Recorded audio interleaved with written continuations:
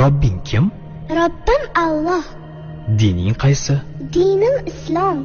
Payg'ambaring kim? Payg'ambarim Muhammad sallallohu alayhi vasallam. Kitobing qaysi? Kitobim Qur'oni Karim. Tilaging nima? Tilagim iymon.